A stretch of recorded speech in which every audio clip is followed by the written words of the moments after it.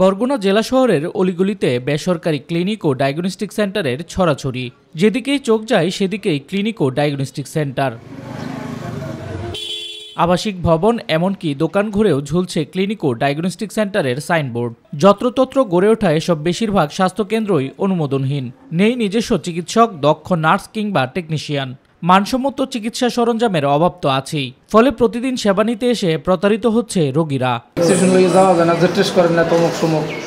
এই তো এইগুলো তো করা লাগে, 2টা 3টা 6টা টাকার খেলা।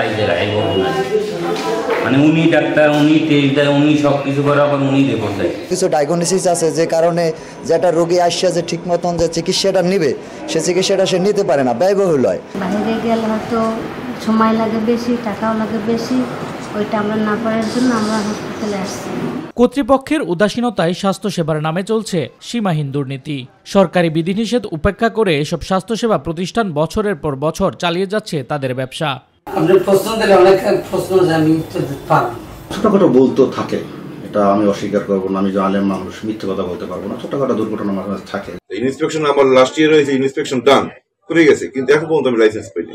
লাইসেন্স তো দেয়, ঠিক সময়তেই দেয়, তো লেট হয় দেয় তো লাইসেন্স আমরা তো ঠিক করে টাকা পয়সা দিয়া।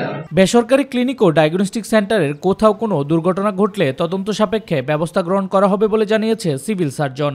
কোথাও যদি কোনো ক্লিনিকে অনাকাঙ্ক্ষিত কোনো ঘটনা ঘটে তাহলে সেটা আমরা জানার সাথে সাথে একটা তদন্ত কমিটি করে দিই এবং তদন্ত কমিটি সেই রিপোর্টের ভিত্তিতে ব্যবস্থা গ্রহণ করলাম। বরগুনা জেলায় বেসরকারি ক্লিনিক ও ডায়াগনস্টিক সেন্টার রয়েছে মোট 86টি। শামস তাবরিজ উচ্ছ্বাস, মাই টিভি নিউজ ডেস্ক।